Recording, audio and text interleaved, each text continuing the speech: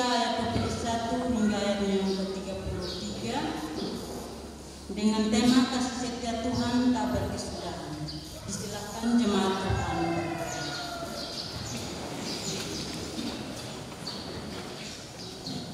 Penghiburan dalam penderitaan. Tetapi hal-hal inilah yang kuperhatikan. Oleh sebab itu aku akan berharap. Tak berkesudahan kasih setia Tuhan, tak habis-habisnya rahmat-Mu. Selalu baru tiap pagi, besar kesetiaan-Mu. Tuhan adalah bagianku, kata jiwaku. Oleh sebab itu aku berharap kepada-Mu. Tuhan adalah baik bagi orang yang berharap kepada-Mu. Bagi jiwa yang mencari Dia adalah baik menanti dengan diam pertolongan Tuhan. Adalah baik bagi seorang pria memikulku pada masa mudanya. Biarlah ia duduk sendirian dan berdiam. Kalau Tuhan membebankan, biarlah ia merebahkan diri dengan mukanya dalam hidup.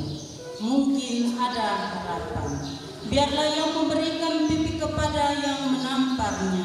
Biarlah ia kenyang dengan cercaan. Karena tidak untuk selama-lamanya Tuhan mengucilkan. Karena walau ia mendatangkan susah, ia juga menyayangi. Menurut kebesaran kasih setia-Mu. Karena tidak dengan rela hati ia menindas dan merisaukan anak-anak manusia. Demikianlah sabda Tuhan. Diberkatilah setiap telinga yang mendengar dan hati yang terbuka bagi firman Tuhan. Maranatha.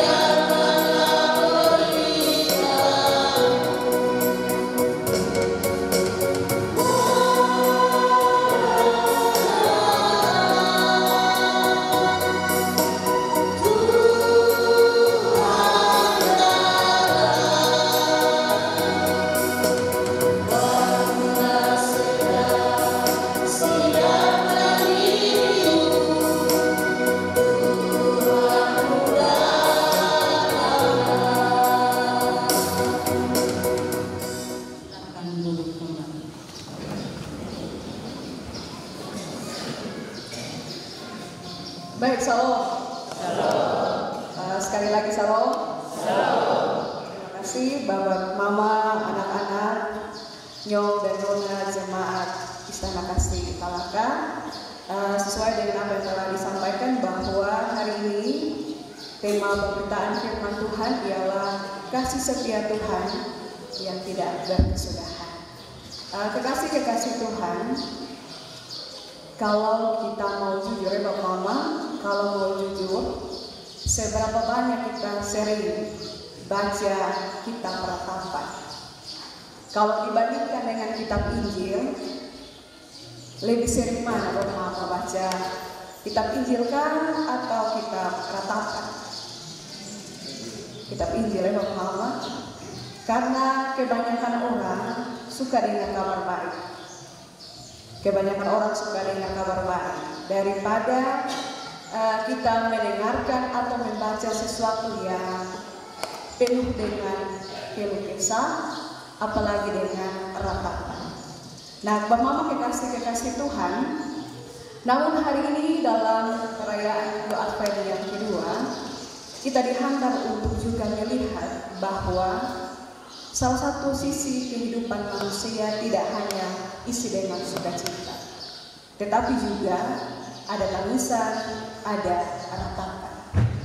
Namun ratapan ini hendak mengarahkan kita bahwa dalam kitab ratapan ini ada kekayaan iman yang dapat kita pelajari untuk membantu kita masuk dalam minggu Advent yang kedua, apalagi menyambut Natal. Nah, Bapak Mama, saudara-saudara yang diberkati oleh Tuhan, ratap, meratap, tangisan. Semua orang pasti pernah menangis.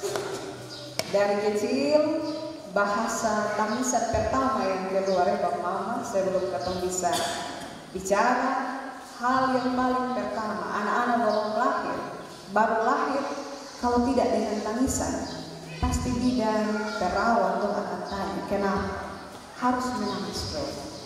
Nah, dalam tangisan ini Bapak Mama, setiap orang pernah menangis, meratap, tetapi penyebabnya berbeda-beda.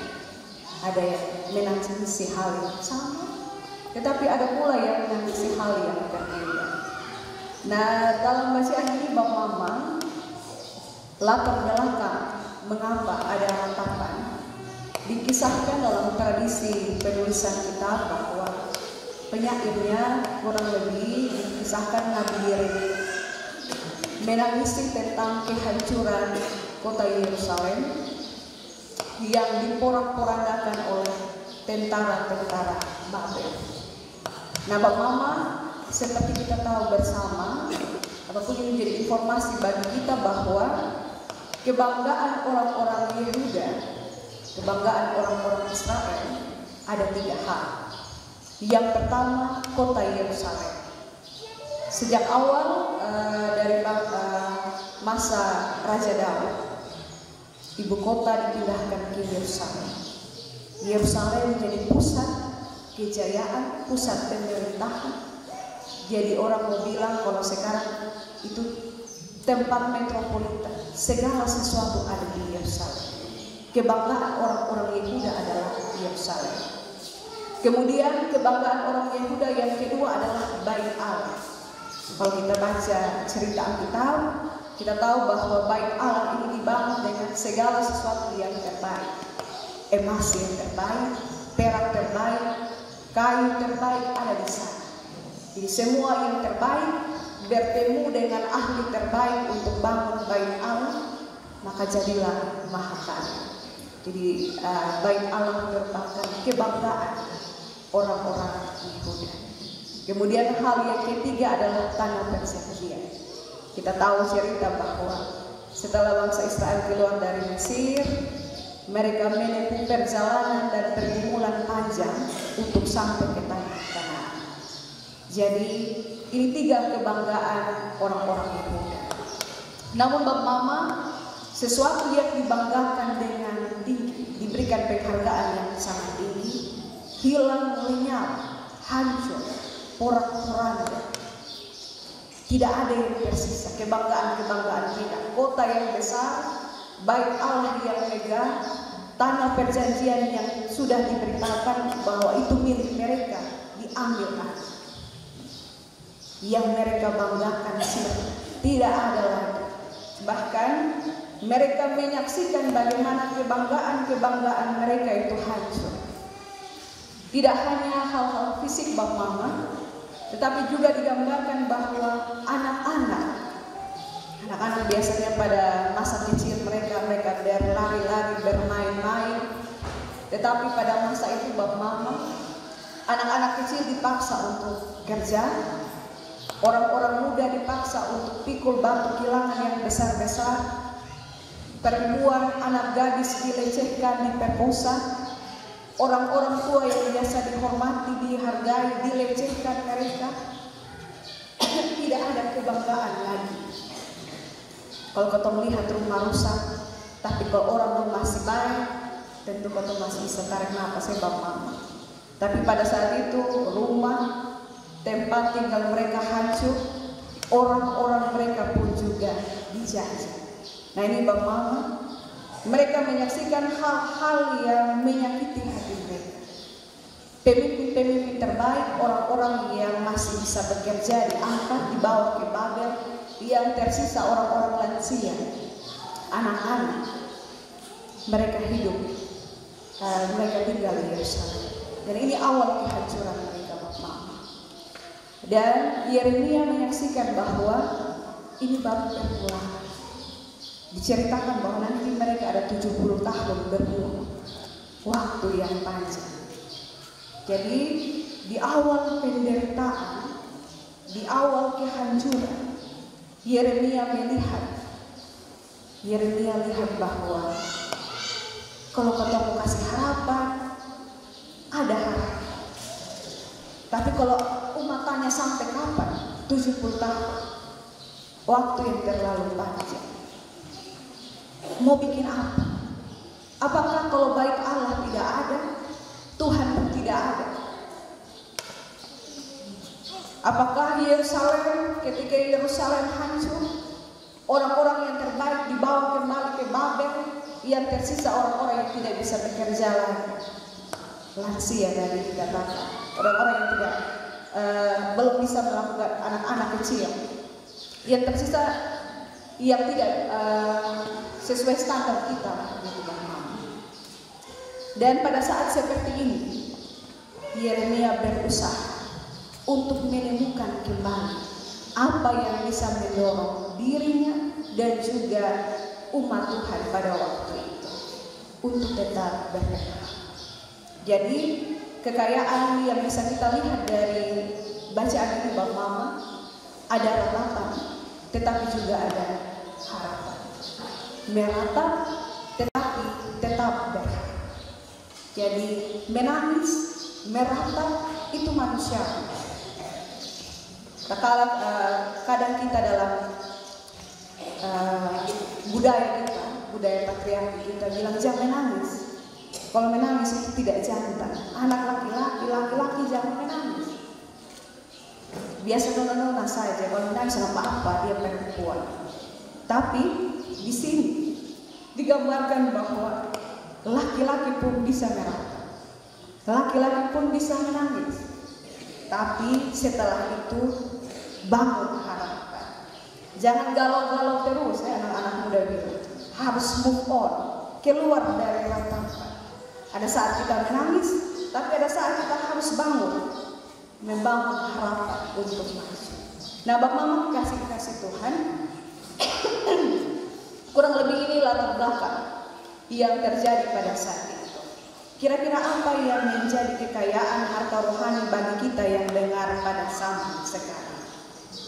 Yang pertama, Bapak Mama, dalam menghadapi permasalahan, penyair ratapan mengajak kita untuk memiliki ketenangan.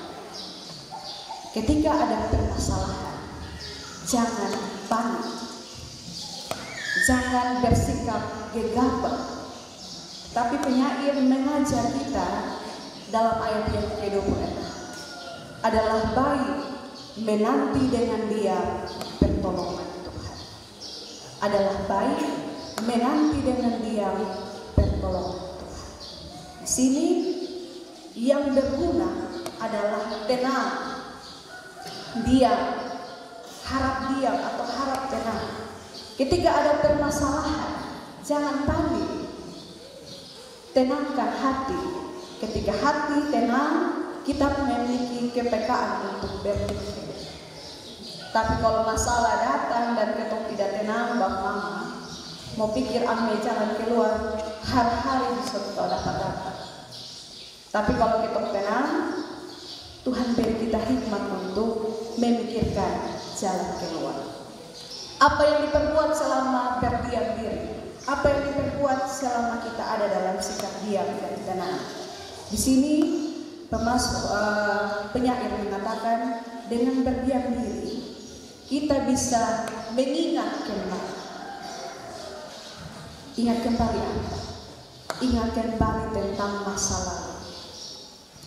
Kalau kita ada sampai saat ini karena Tuhan, itu berarti Tuhan yang menyertai kita dari masa lalu sampai masa kini. Tuhan ada di masa lalu, Tuhan juga ada di masa kini. Tuhan yang sama pula akan tetap ada pada masa yang akan datang. Amin, Bapak. Amin. Kita aminkan bahwa dalam diam tenang, kita diberikan hikmat untuk ingat kembali semua yang baik yang pernah Tuhan buat pada masa lalu.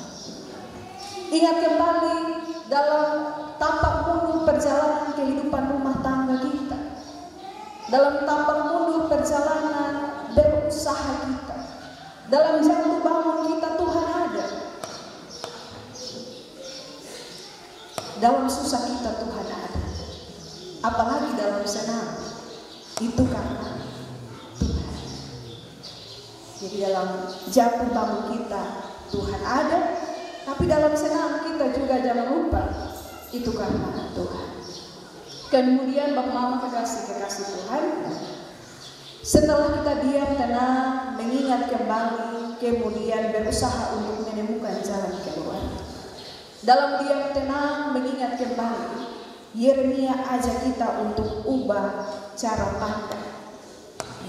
Ubah cara pandang, Bapak Mama, kita lihat dalam ayat 20. Jiwaku selalu teringat akan hal itu dan tertekan dalam diriku. Kalau kita ingat-ingat sesuatu yang menyesakkan hati Bapak Mama, menyait gambarkan bahwa kita hati akan tertekan. Ingat-ingat kembali yang susah-susah, jiwa akan tertekan. Tetapi kemudian dalam ayat yang ke-21 Yeremia langsung berubah. Ada kata tetapi itu menggambarkan bahwa ada sesuatu yang bertolak belakang. Tetapi hal-hal inilah yang aku perhatikan. Oleh sebab itu aku berharap. Dalam ingatannya tentang masa lalu, ia menaruh pengharapan kepada Tuhan. Sepertinya ayat 20 itu dia masih galau, dia tertekan. Tetapi ayat 21, ia langsung berubah menjadi bersemangat, bergembira, mempunyai daya untuk bangkit dari keterpurukan. Nah Bapak Mama, cara pandang seperti apa yang harus kita ubah? Ayat 22 bagian A mengatakan begini. Tak berkesudahan kasih setia Tuhan, tak habis-habis rahmat, tidak berkesudahan kasih Tuhan. Atau bahasa Kupang bilang, Tuhan pun kasih sonde habis-habis. Tuhan pun sayang tidak pernah habis-habis. Mau ukur-ukur son dapat ambil. Tidak ada yang dapat menakar kasih dan setia Tuhan. Ini berarti bahwa keadaan buruk yang terjadi, seperti pada contoh bacaan pada bangsa Yehuda, bisa jauh lebih buruk. Atau keadaan kita saat ini, kalau kita terpuruk, mungkin bisa jauh lebih buruk. Tapi karena kasih dan setia Tuhan, hal buruk yang kita rasakan saat ini tidak sebanding dengan hal-hal buruk yang mungkin akan bisa datang. Yeremia ajak umat Yehuda untuk bersyukur, untuk hanya baik Allah saja yang hilang, untuk hanya baik Allah saja yang hancur, tapi Allah masih ada. Keadaan masih bisa lebih buruk. Untuk hanya gedung saja yang hancur, tapi Allah tidak meninggalkan. Untuk hanya kota Yerusalem saja yang hancur, tapi orang-orang masih ada. Sekalipun yang lansia, sekalipun yang anak-anak, sekalipun yang bagus-bagus sudah dibawa ke bangsa Babel, tapi harus bersyukur bahwa setidaknya kota Yerusalem masih ada. Sekalipun tanah perjanjian tidak ada lagi, sekalipun harus ada di tempat yang asing, harus bersyukur. Setidaknya masih ada tanah untuk kita pakai. Setidaknya kaki kita masih bisa berdiri di atas tanah. Jadi Bapak Mama, dalam permasalahan, dalam berbagai pergumulan yang dialami oleh tiap orang maupun keluarga bahkan jemaat, kita harus bersyukur bahwa pergumulan-pergumulan besar yang kita rasakan, permasalahan-permasalahan yang mungkin belum habis-habis, tetapi keadaan itu masih bisa lebih buruk. Namun ayat 22 mengatakan bahwa meskipun pergumulan besar, permasalahan tidak habis-habis, masih butuh waktu yang panjang untuk ada pada kelegaan, tetapi kasih setia Tuhan tidak pernah berkesudahan. Amin toh? Amin ya Bapak Mama. Ini cara pandang yang harus kita ubah. Masalah mau besar seperti apapun, yang penting kotong masih ada. Kalau kita masih ada, Paulus bilang bacaan Korintus bahwa selagi kita masih ada itu karena kita masih kuat. Tuhan lihat kita masih mampu. Kemudian acap kali kita sering menjadi orang-orang yang suka mengeluh. Ini Bapak Mama, Natal semua dekat ini. Kalau kita belum beli sepatu baru, belum beli baju baru, itu menimbulkan kegelisahan. Begitu kok Mama diam-diam sebab ada di samping. Jadi ini contoh yang sederhana. Kita seringkali mengeluh, Natal begini ketosong ada sepatu baru, kain tais dok ini masih yang lama.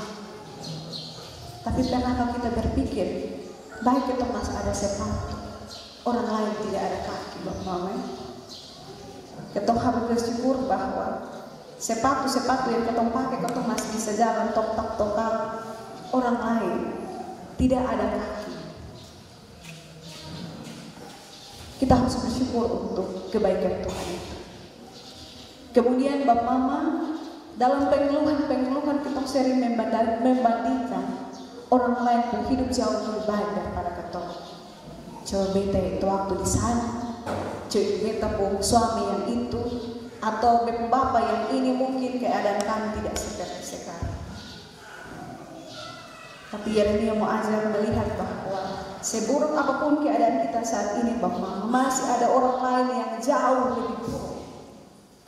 Masih ada keluarga lain yang jauh lebih tertekan, menderita.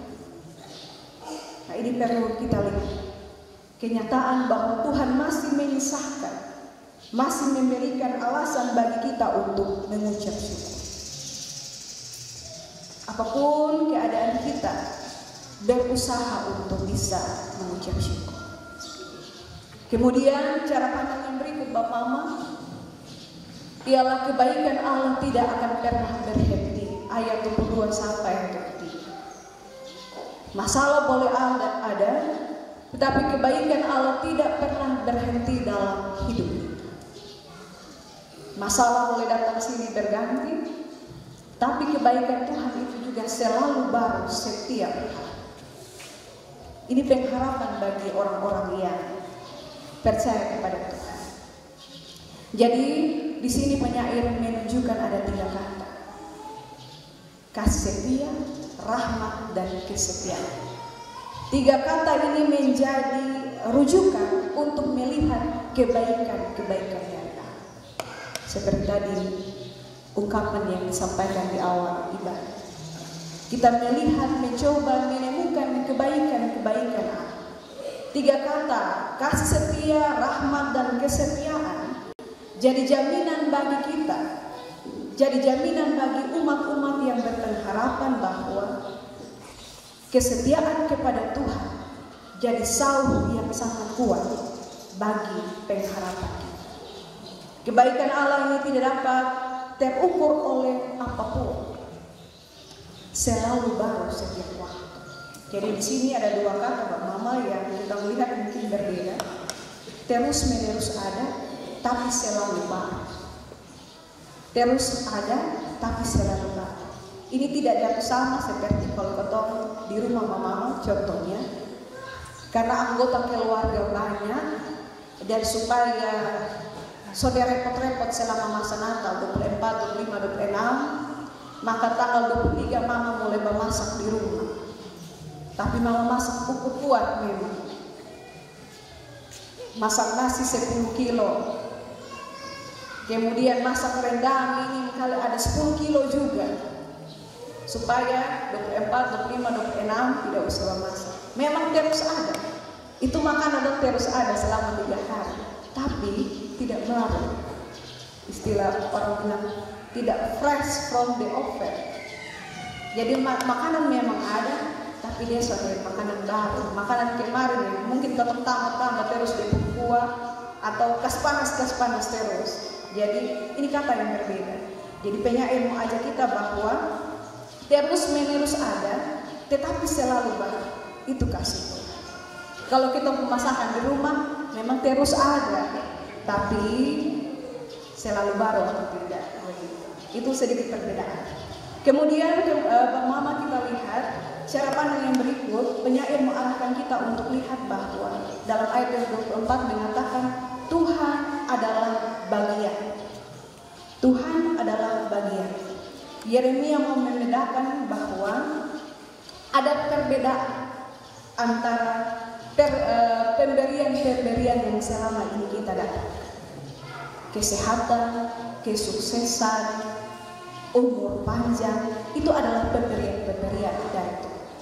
Itu kado-kado dari Tuhan. Tetapi satu hal yang pasti yang jauh lebih baik dari pemberian itu adalah Tuhan sendiri.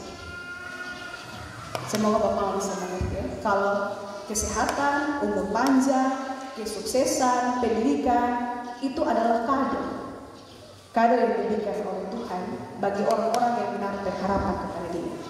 Tapi pemberian yang terbaik adalah Tuhan sendiri. Misalnya begini, kalau Bapak Mama atau anak-anak muda ketika ulang tahun ada kekasih yang kirim bunga, kirim coklat, kirim ucapan. Tapi sang kekasih bilang, Neo ini bunga juga baik, coklat baik, tapi lebih baik kalau dia datang langsung. Dia sebab apa juga baik, yang penting dia ada di sini begitu. Jadi Tuhan adalah bagian kita. Bagi orang-orang yang selalu menaruh pengharapan kepada Tuhan, Tuhan adalah pemberian itu sendiri, bagian terbaik bagi kita. Nah, Bapak Mama, saudara-saudara yang diberkati oleh Tuhan, hal berikut selain mengubah cara pandang, ayat ke-25 mengajarkan kita, jika ada permasalahan, jika ada sesuatu yang kita hadapi, jangan lupa untuk mencari dan menemukan kebaikan Tuhan. Biasanya kalau dalam permasalahan, orang berusaha untuk cari jalan keluar. Tapi yang dihimbaukan oleh Yeremia, sebelum cari jalan keluar, cari Tuhan terlebih dahulu. Sebelum dapat jalan keluar, temukan Tuhan terlebih dahulu. Karena kalau kita temukan Tuhan, menemui Tuhan, jalan keluar sudah pasti kita peroleh. Tapi kalau kita buru-buru untuk cari duluan jalan keluar, Bapak Mama, ya semoga jalan keluar yang terbaik yang kita peroleh. Kemudian Bapak Mama kekasih Tuhan, belajar dari pengalaman kehilangan orang-orang Yehuda pada waktu itu. Setiap kita pasti pernah dan akan mengalami kehilangan. Kehilangan semua yang kita banggakan. Kalau orang-orang Yehuda banggakan bait Allah, tanah perjanjian, banggakan kota Yerusalem. Tentu kita tiap-tiap keluarga, jemaat, ataupun pribadi pernah atau sudah memiliki kebanggaan.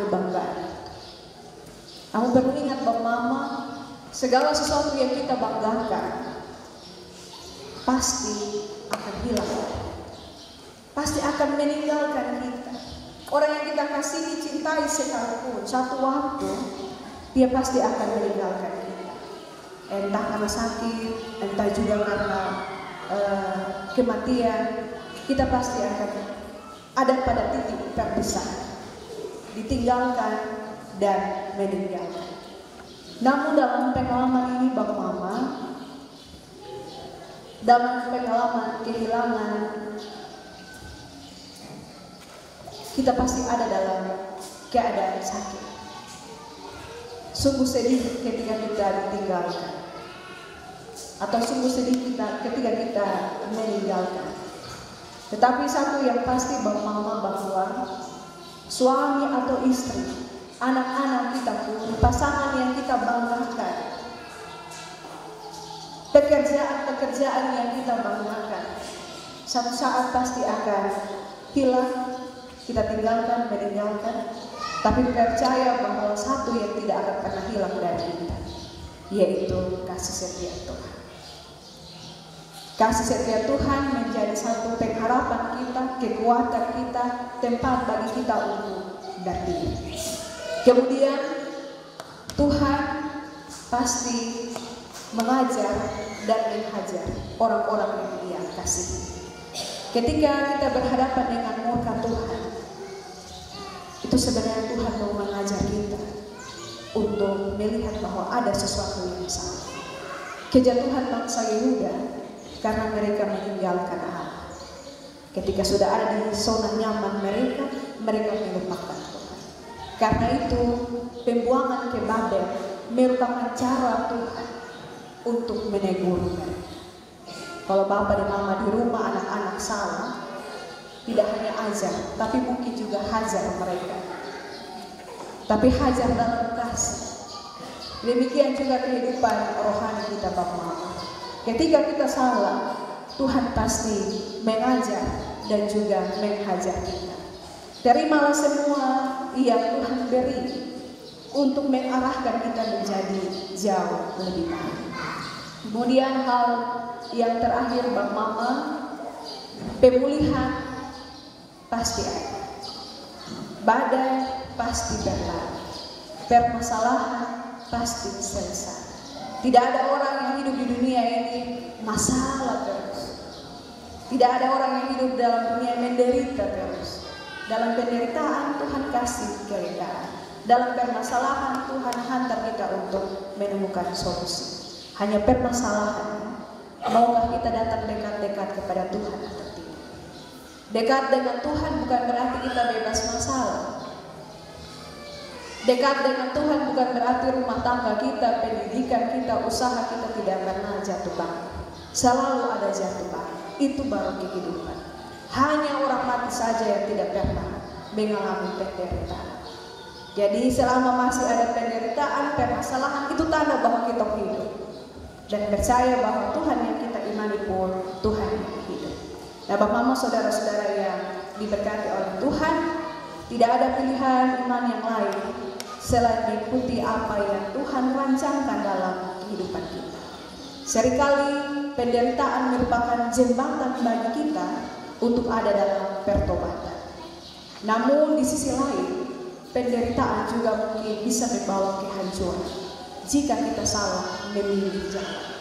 Karena itu mama-mama, saudara-saudara, anak-anak yang diberkati oleh Tuhan, pilihlah apa yang benar, pilihlah apa yang sudah terbukti baik, dan satu pilihan yang pasti, pilihlah Allah.